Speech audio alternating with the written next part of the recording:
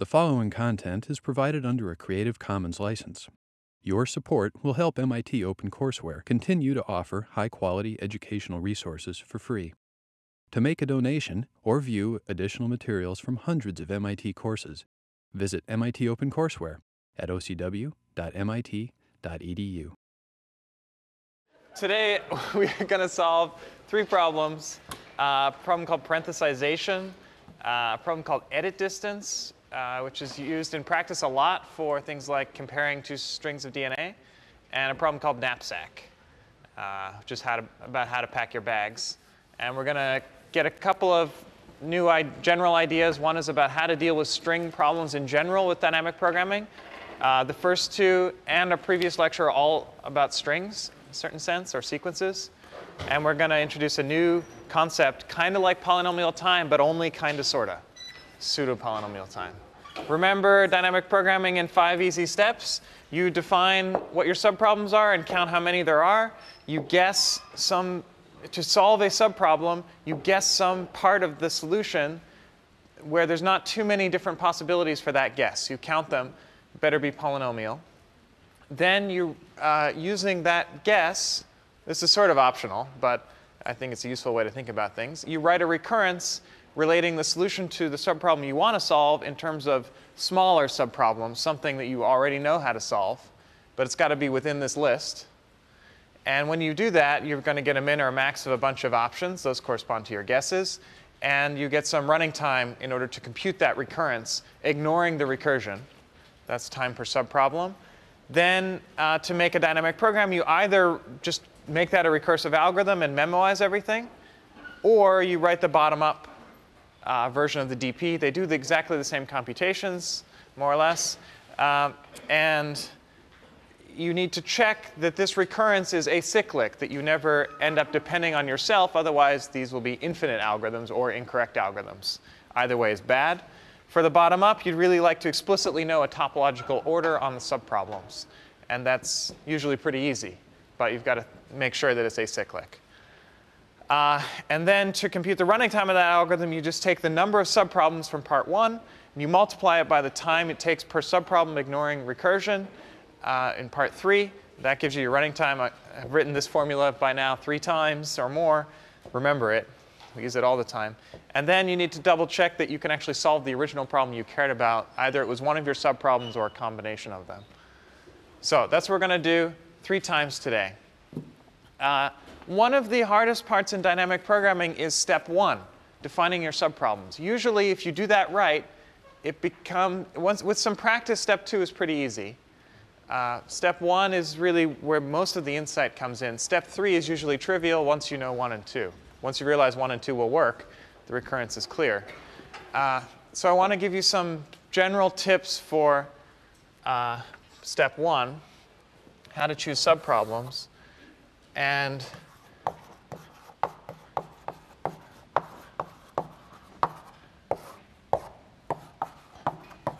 we're going to start with problems that involve strings or sequences as input, where the input to the problem is a string or sequence. Last class, we saw text justification, where the input was a sequence of words. And we saw blackjack, where the input was a sequence of cards. Both of these are examples. And if you look at them, in both cases, we used suffixes. What do I call it? X, X. As our subproblems. If X was our sequence, we did all the suffixes, I = 0 up to the length of the thing. So there are about n plus 1 such subproblems. This is good. Not very many of them. And usually, if you're plucking things off the beginning of the string or of the sequence, then you'll be left with a suffix. If you always are plucking from the beginning, you always have suffixes. You'll stay in this class, and that's good, because you always want a recurrence that relates in terms of the same subproblems that you know. Sometimes it doesn't work. Sometimes prefixes are more convenient. These are usually pretty much identical. But if you're plucking off from the end instead of the beginning, you'll end up with prefixes, not suffixes.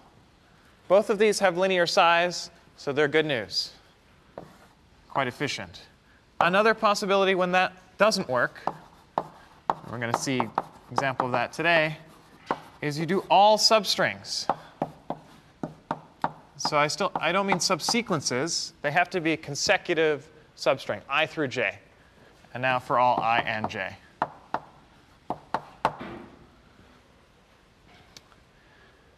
How many of these are there? For a string of length n? N squared. Okay, so this one's n squared. The others are linear. Out of room here. Theta n. So obviously you prefer to use these subproblems because there's fewer of them. But if sometimes they don't work, then you use this one. It's still polynomial, still pretty good. Okay, this will get you through most DPs. It's pretty simple, but very useful.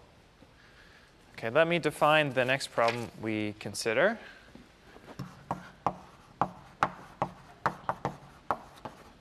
For each of them, we're going to go through the 5 steps.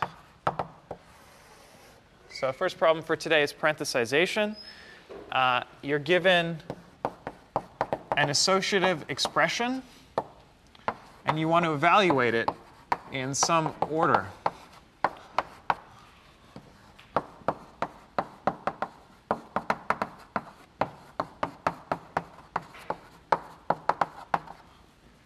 So for associative expression, I'm going to think of matrix multiplication.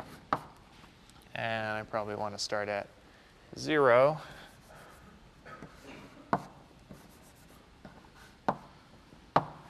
So let's say you have n matrices. You want to compute their product. So you remember, matrix multiplication is not commutative. I can't reorder these things. All I can do is, if I want to do it by a sequence of pairwise multiplications, is I get to choose where the parentheses are. I can do whatever I want for the parentheses because it's associative. Doesn't matter where they go. Now, it turns out, if you use straightforward matrix multiplication, or really any algorithm for matrix multiplication, it matters how you parenthesize. Some will be cheaper than others. And we can use dynamic programming to find out which is best. So let me draw a simple example. Suppose I have a column vector times a row vector times a column vector. Okay, there are 2 ways to compute this product. One is like this, and the other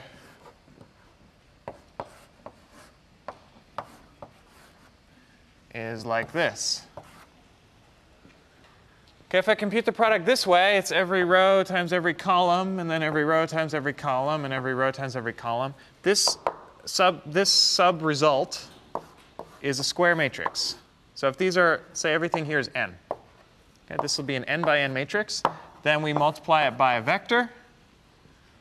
And this computation has to take, if you do it well, it will take theta n squared time, because I need to compute n squared values here. And then it's n squared to do this final multiplication.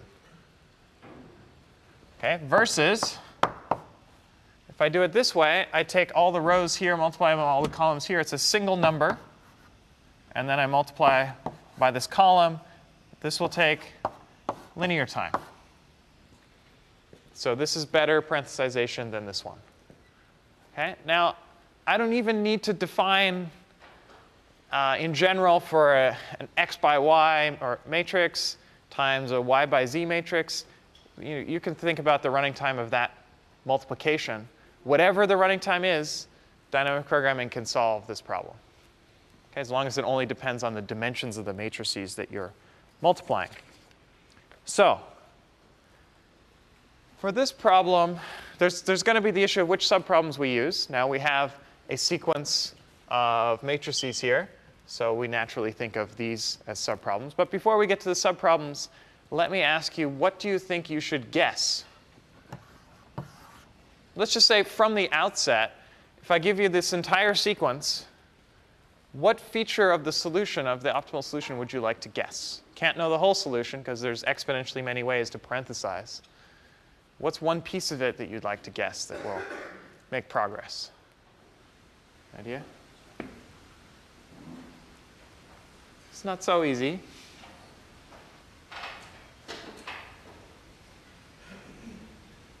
Yeah. So which is the last operation that we will do? What's the last operation we're going to do? Exactly. You might call it the outermost multiplication, or the last multiplication.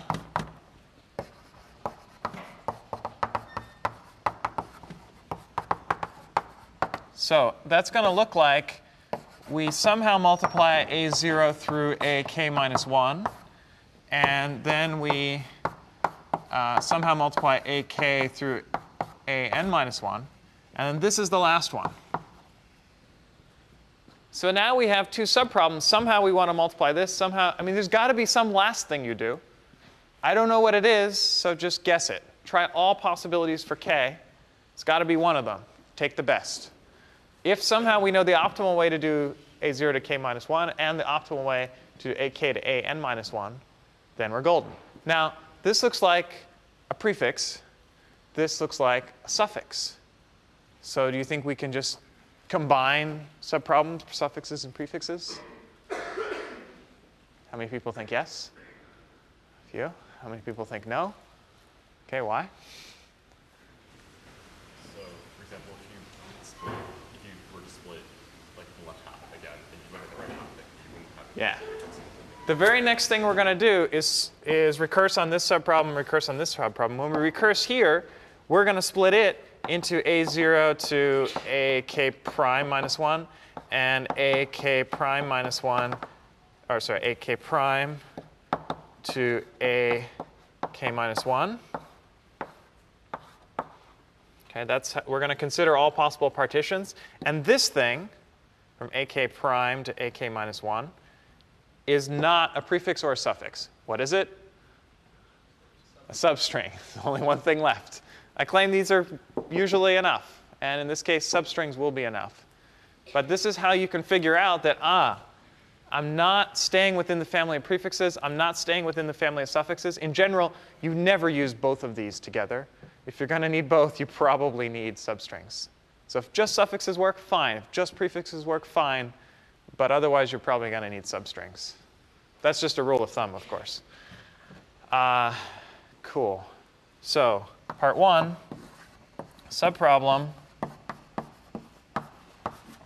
is going to be the optimal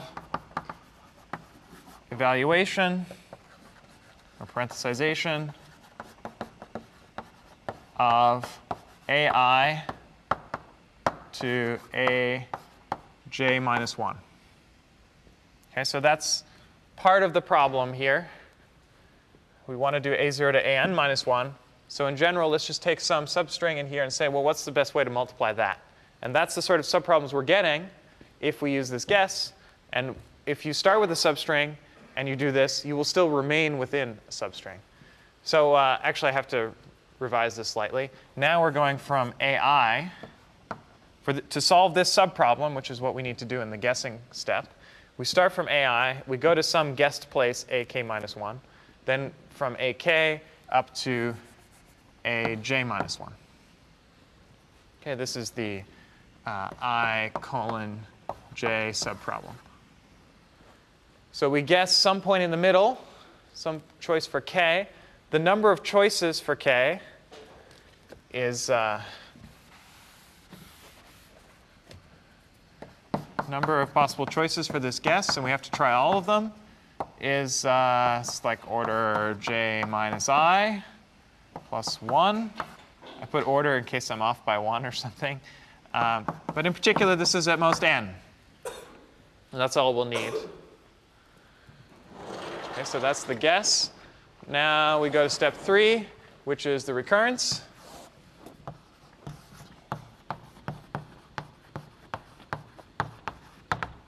OK, and we're going to do this over and over again. Hopefully, by the end, it's really obvious how to do this recurrence. Let me just fix my notation. We're going to use dp, I believe. For whatever reason, in my notes, I often write dp of ij. This is supposed to be the solution to the subproblem I colon j. I want to write it recursively in terms of smaller subproblems. And I want to minimize the cost, so I'm going to write a min overall. And for each choice of k, so there's going to be a for loop. I'm going to use Python notation here with iterators. So k is going to be in the range, I think range ij is correct. I'm going to double check there's no off by ones here. It says I plus 1j. I think that's probably right.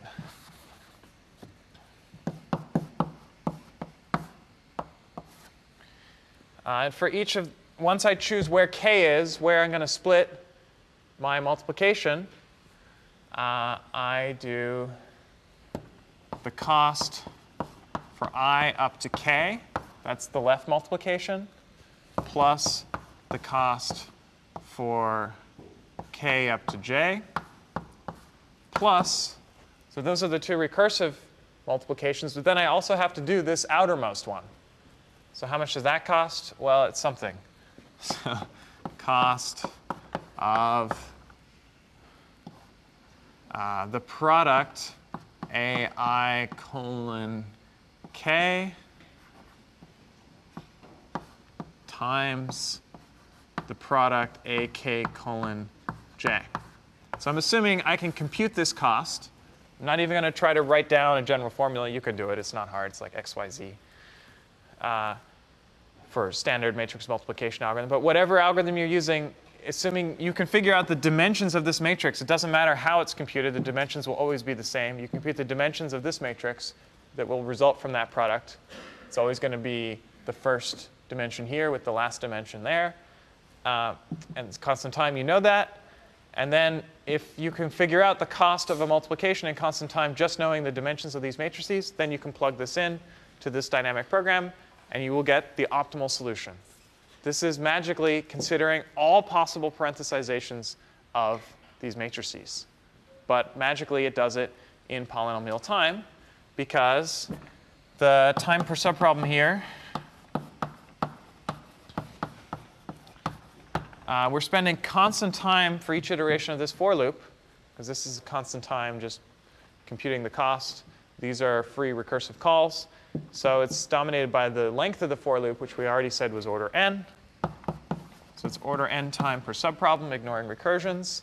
And so when we put this together, the total time is going to be the number of subproblems, which I did not write. Number of subproblems in step 1 is n squared. That's what we said over here for substrings. So running time is number of subproblems, which is n squared, times linear for each. And it's order n cubed. It's actually theta n cubed.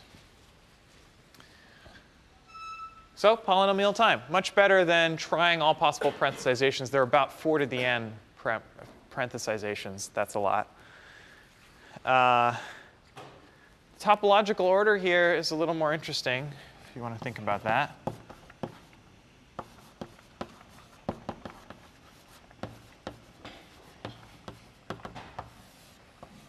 I can tell you, for suffixes, topological order is almost always right to left. And for prefixes, it's almost always left to right. For increasing I, decreasing I. For substrings, what do you think it is? Or for this situation in particular, in what order should I evaluate these subproblems?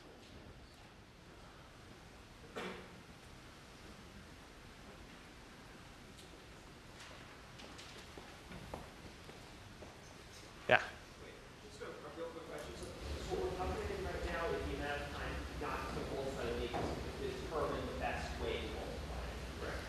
This is the running time to determine the best way to multiply them. That's right. So yeah, it's worth checking, because we also have to do the multiplication.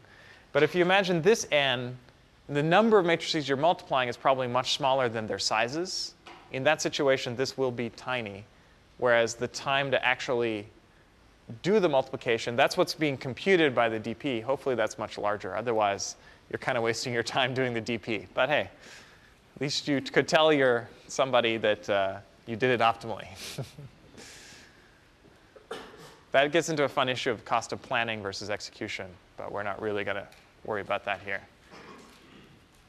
So in what order should I evaluate this recurrence in order to I want that when I'm evaluating dp of ij, I've already done dp of ik and dp of kj. This is what you need for a bottom-up execution. Yeah? Small to large. Small to large, exactly. We want to do increasing substring size. That's actually what we're always doing for all of those subproblems over there. When I say, oh, suffixes, you go right to left, well, that's because the rightmost suffix is nothing. And then you build up a larger and larger string. Same thing here. Exercise, try to draw the DAG for this picture. It's a little harder, but if you, you could basically imagine, I guess I'll do it for you. Here's, let's say, well, there's at the top, there's everything. The longest substring. That would be from 0 to n. That's everything. Then you're going to have n different ways to have substrings of, or actually just 2 different ways to have a slightly smaller substring. At the bottom, you have a bunch of substrings which are the length 0 ones. And in between, like in the middle here, you're going to have a much larger number. And all these edges are pointed up. So you can compute all the length 0 ones without any dependencies, and then just increasing in length. It's a little hard to see. But in each case, yeah. Interesting. This is a little harder to formulate as a regular shortest paths problem, because if you look at one of these nodes, it depends on 2 different values, and you have to take the sum of both of them. And then you also add the cost of that split. Cool. So this is the subproblem DAG. You could draw it. But this dp is not shortest paths in that DAG.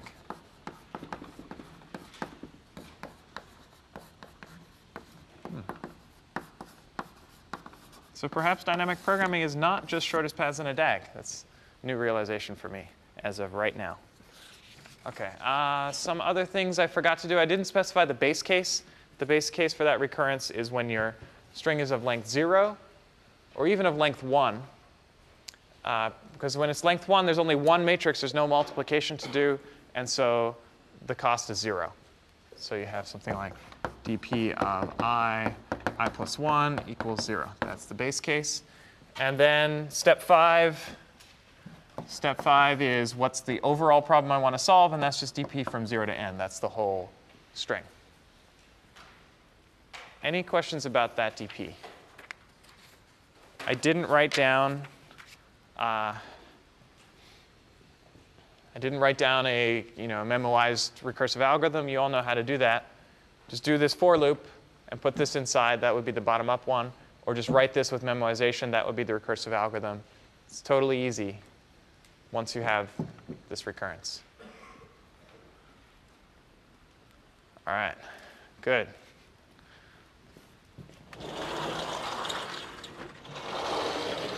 How many people is this completely clear to? OK, how many people does it kind of make sense? OK, how many people it doesn't make sense at all? OK, good. Hopefully, we're going to shift more towards the first category. It's a little magical how this guessing works out, but I think the only way to really get it is to see more examples and write code to do it. The latter is your problem set. Examples is what we'll do here. So next problem we're going to solve.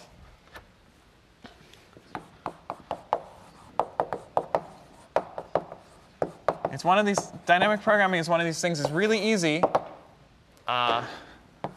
once you get it.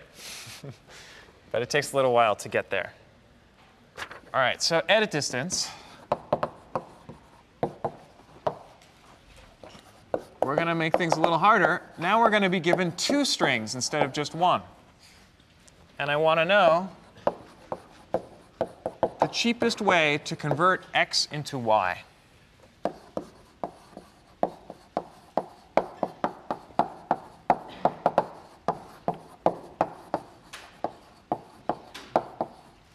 I'm going to define what transform means. We're going to allow character edits.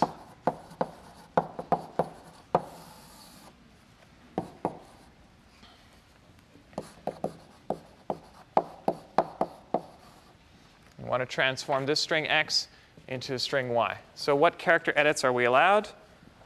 Very simple. We're allowed to insert a character anywhere in the string. We're allowed to delete a character anywhere in the string. And we're allowed to replace a character anywhere in the string. Replace C with C prime.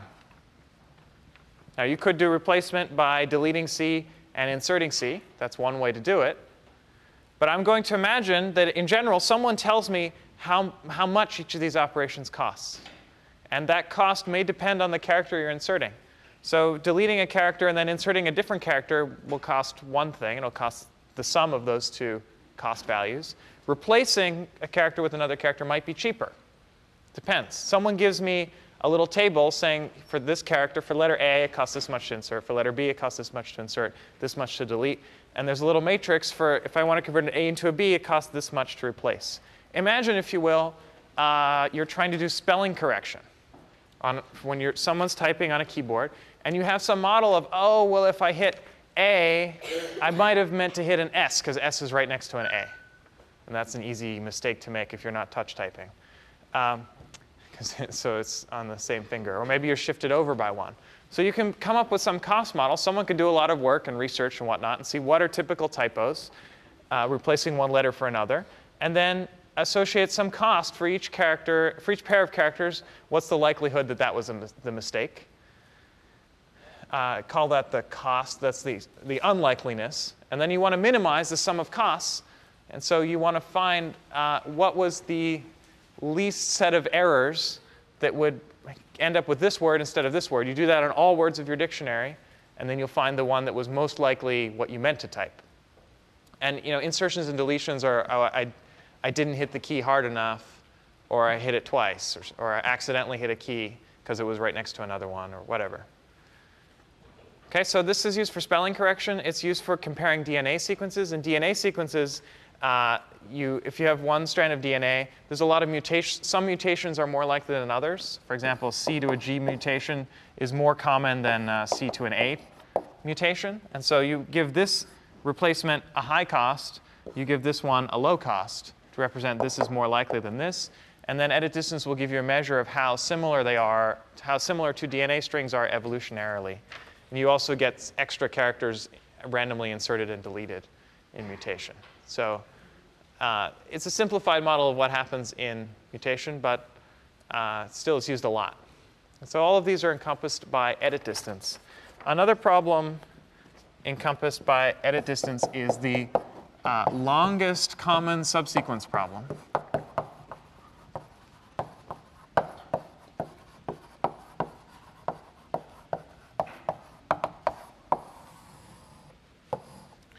And I have a fun example, which I spent some hours way back when coming up with. I can't spell it, though. It's such a weird word.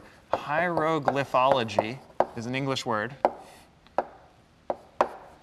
And Michelangelo is another English word, if you allow proper nouns, unlike Scrabble.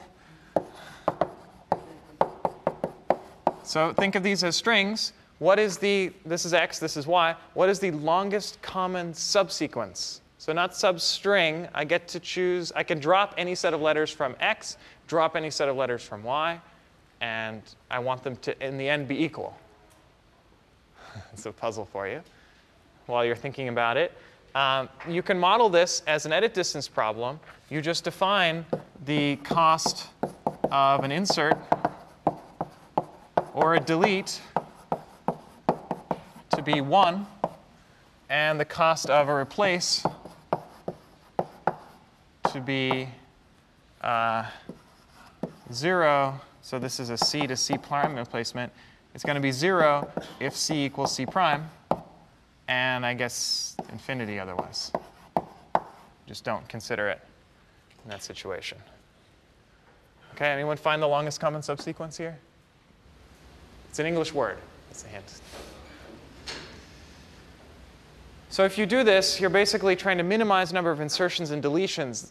Insertions in X correspond to deletions in Y. And deletions in X correspond to deletions in X. So this is the minimum number of deletions in both strings so that you end up with a common substring. Because replacement says, I don't pay anything if the characters match exactly, otherwise I pay everything. I never want to do this. So if there's a mismatch, I have to delete it. And so this model is the same thing as longest common subsequence. I want to solve this more general problem. It's actually easier to solve the more general problem. But in particular, you can use it to solve this tricky problem. Any answers? Yeah? Hello. Very good. Hello is the longest common subsequence. You can imagine how I found that. Searching for all English words that have hello as a subsequence. That can also be done in polynomial time. All right. So how are we going to do this? Well, I'd like to somehow use subproblems for strings, suffixes, prefixes, or substrings. But now I have two strings. That's kind of annoying. But don't worry. We can do sort of dynamic programming simultaneously over x and y. What we're going to do is look at suffixes of x and suffixes of y. And to make our subproblems, we need to combine all of those subproblems by multiplication. We need to think about both of them simultaneously. So subproblem is going to be solve edit distance problem on two different strings, a suffix of x and a possibly different suffix of y. Okay, this is for all possible I and j choices. And so the number of subproblems is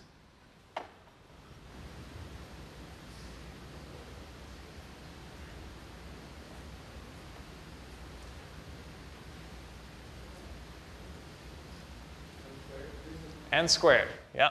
If x is of length n and y is of length n, there's n choices for this, n choices for that. We have to do all of them as pairs, so there's n squared pairs. In general, if they have different lengths, it's going to be length of x times length of y. But it's quadratic. Good.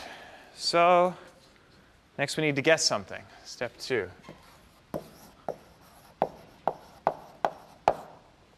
This is maybe not so obvious. Let's see. You have, here's x starting at position I. You have y starting at position j. Somehow I need to convert x into y. I think it's probably better if I line these up, even though in some sense they're not lined up. That's OK. If I want to convert x into y, what should I look at here? Well, I should look at the very first characters, because we're looking at suffixes. We want to cut off first characters somehow. What are the possible ways to convert or to deal with the first character of x? What are the possible things I could do? Given that ultimately I want the first character of x to become the first character of y.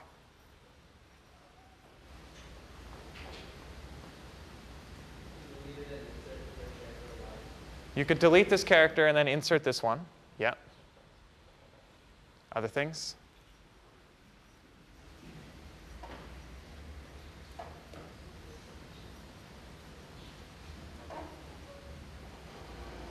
There's a few possibilities. If you look at it right, there are 3 possibilities. The 3 possibilities are insert, delete, and replace. Okay, so let's figure out how that's the case. I could replace this character with that character. So that's one choice. That will make progress. Once I do that, I can cross off those first characters and deal with the rest of the substrings. OK, let's think about insert and delete. If I wanted to insert, presumably, I need this character at some point. So in order to make this character, if it's not going to come from replacing this one, it's got to be from inserting that character right there. Okay, once I do that, I can cross off that newly inserted character and this one. And then I have all of the string x from I onward still. But then I've removed one character from y. So that's progress. The other possibility is deletion. So maybe I delete this character. And then maybe I insert it in the next step, but it could be this character matches that one, or maybe I have to delete several characters before I get to one that matches, something. But I don't know that. That's hard to guess, or that would be more time to guess. But I could just say, well, this character might get deleted. If it gets deleted, that's it. It gets deleted. And then somehow the rest of the x from I plus 1 on has to match with all of y from j on. But those are the three possibilities. And they, in some sense, capture all possibilities. So it could be we replace xi with yj.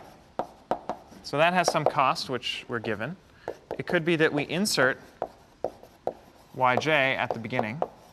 Or it could be that we delete xi.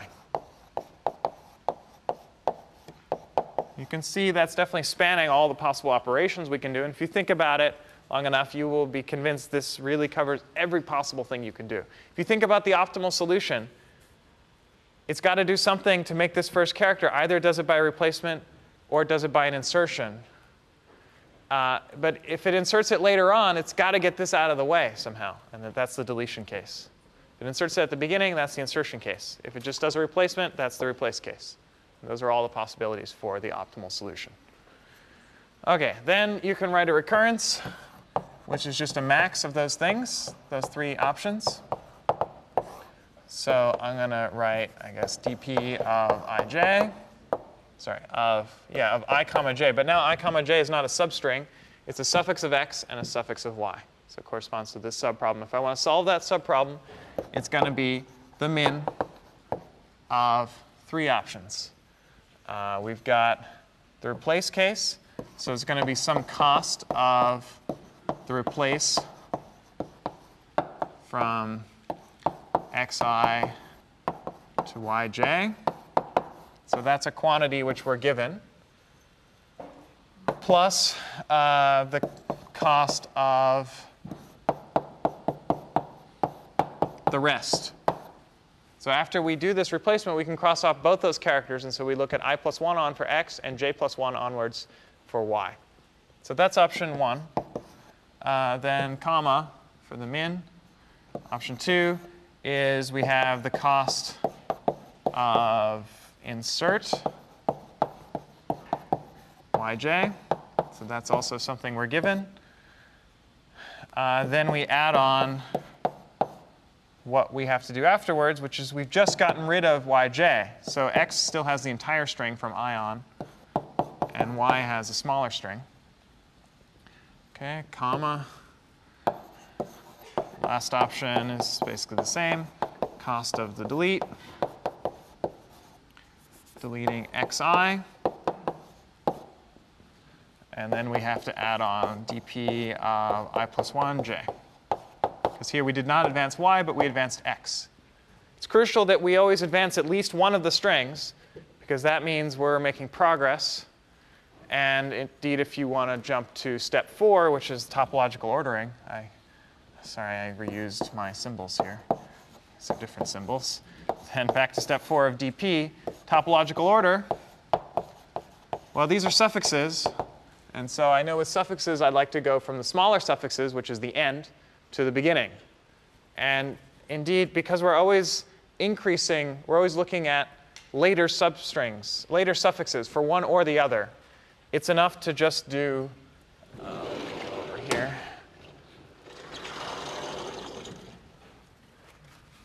To just do that for both of the strings. It doesn't really matter the order.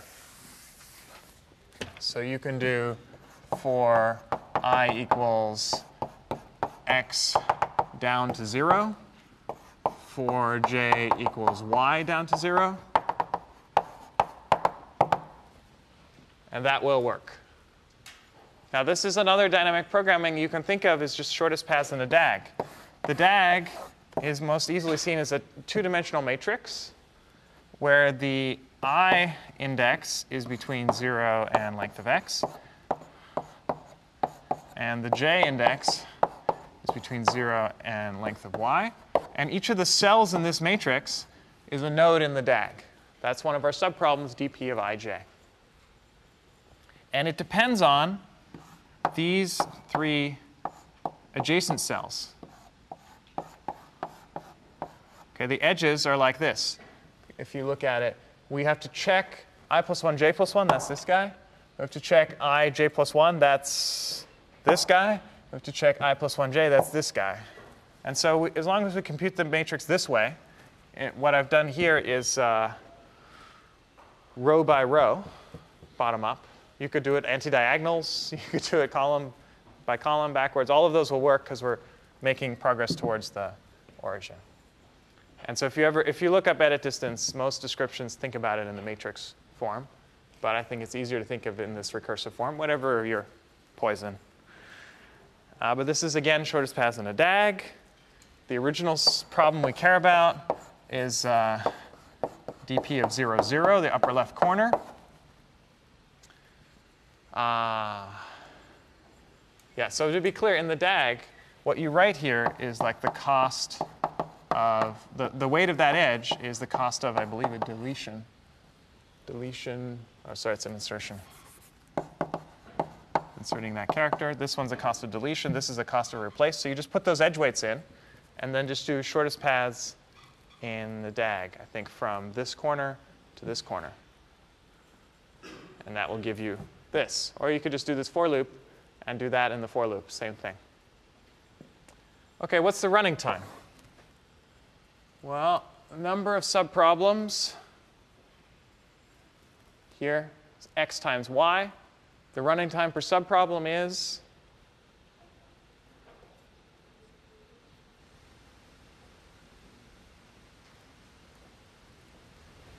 I'm assuming that I know these costs in constant time. So what's the overall running time of that, evaluating that? Constant.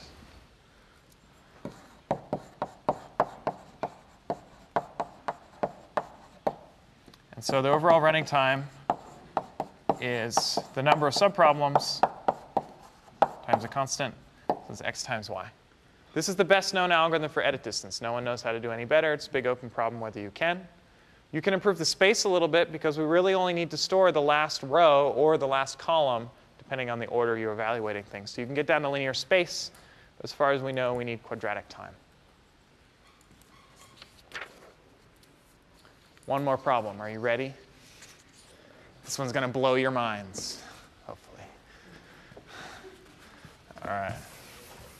Because we're going to diverge from strings and sequences, kind of. So far, everything we've looked at involves one or two strings or sequences, except for Bellman-Ford. That involved a graph. That was a little more exciting. But we'd already seen that, so it wasn't that exciting.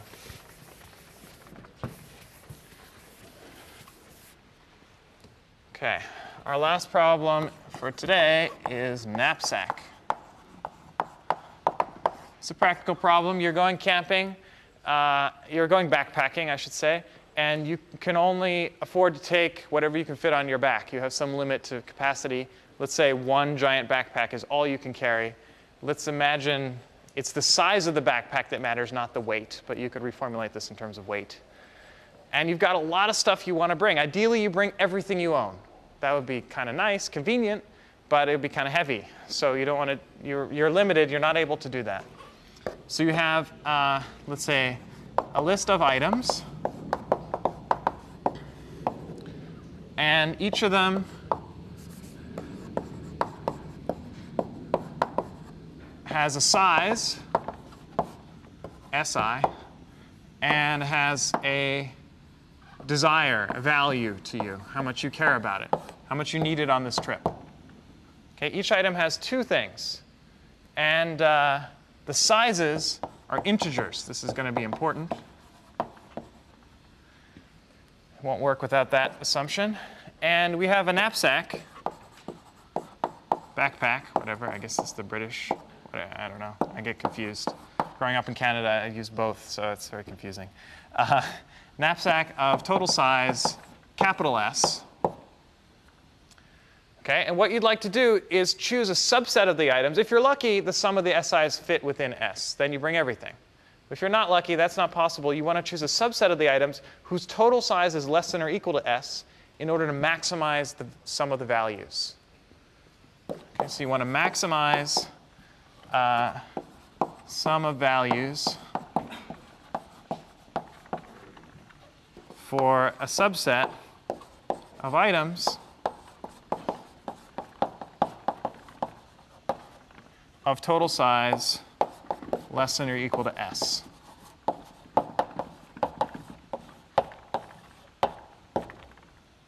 Okay, you can imagine size as weights instead of size.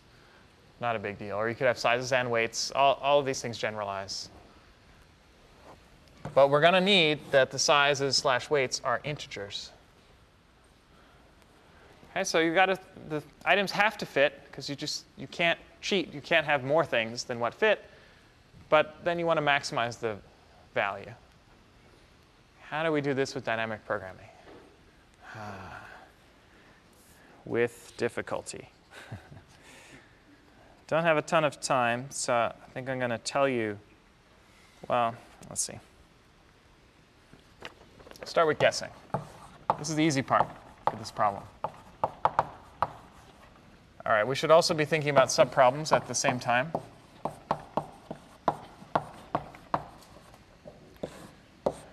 Okay, even though I said we were leaving sequences, in fact, we have a sequence here. We have a sequence of items. We don't actually care about the order of the items, but hey, they're in an order. If they weren't, we could put them in an order, in an arbitrary order. We're going to use that order, and we're going to look at suffixes of items.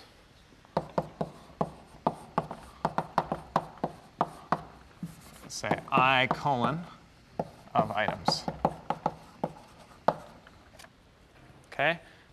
That's helpful, because now it says, oh, well, we should be plucking off items from the beginning. Starting with the ith item, what should I decide about the ith item relative to the optimal solution? What should I guess?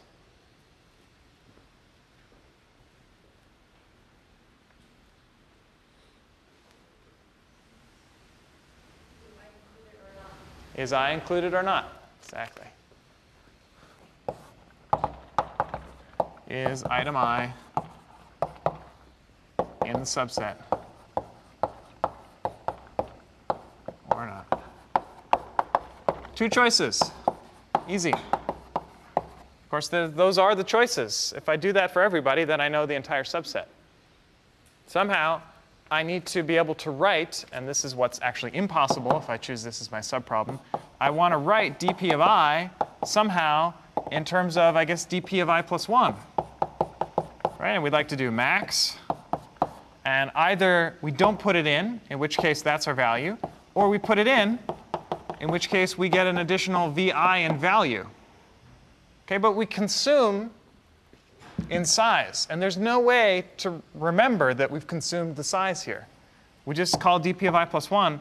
In this case, it has everything, all of s. In this case, we lose si of s. But we can't represent that here. That's bad. This would be an incorrect algorithm.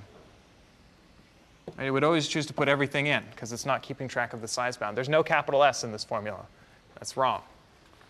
So to fix that, I'm going to write that again, but a subproblem is going to have more information. It's going to have an index I, and it's going to have remaining capacity.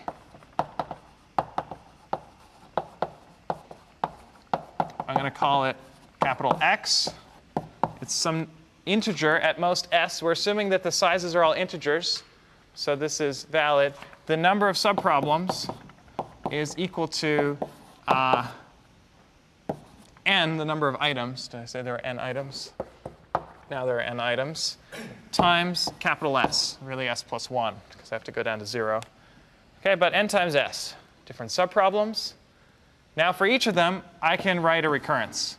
And that is dp of I comma s is going to be the max of dp of I plus 1s. This is the case where we don't include the item, so s stays the same. Actually, I should write x here, because it's not actually our original value of s. X is the general situation. The other possibility is we include item I, and then we get dp of I plus 1. We still consume item I. we now have x minus si as our new capacity, what remains after we add in this item. And then we add on vi, because that's the value we gain from putting that item in. And that's it. That's the dp. Pretty simple. Let me say a little bit about the running time of this thing. Okay, again, you can check there's a topological order and all that. It's in the notes. Total running time, we spend constant time to evaluate this formula. So it's super easy. The number of subproblems is the bottleneck. So it's n times s. Is this polynomial time? You might guess from the outline of today that the answer is no. This is not polynomial time. What does polynomial time mean? It's polynomial in n, where n is the size of the input. What's the size of the input here? Well, we're given n items, each with a size, each with a value. If you think of the sizes and values as being single word items, then the size is n. If you think of them as being ginormous values, at most, the size of this input is going to be something like n times log s. Maybe, because if you write it out in binary, you would need log s bits to write down those numbers. But it's not n times s. Okay, this would be the binary encoding of the input. But the running time is this. Now, s is exponential in log s. So this is at best an exponential time algorithm. But it's really not that bad if s is small. And so we call it pseudopolynomial time. What does pseudopolynomial time mean? It just means that your polynomial in n, the input size, which might be this, and in the numbers that are in your input. Numbers here means integers, basically. Otherwise, it's not really well defined. So in this case, we have a bunch of integers, but in particular, we have s. And so there's s and the si's. This is definitely polynomial in n and s. It is the product of n and s. So you think of this as pseudo-quadratic time, I guess, because it's quadratic. But one of the things is pseudo, meaning it is one of the numbers in the input. So if the number is big, in k bits, I can write down a number that's of size 2 to the k. So it's kind of in between polynomial and exponential, you might say. Polynomial good, exponential bad, pseudo-polynomial, it's all right. Okay? That's the lesson. And for knapsack, this is the best we can do. As we'll talk about later, pseudo-polynomial is really the best you could hope for. So sometimes that's as good as you can do, and dynamic programming lets you do it.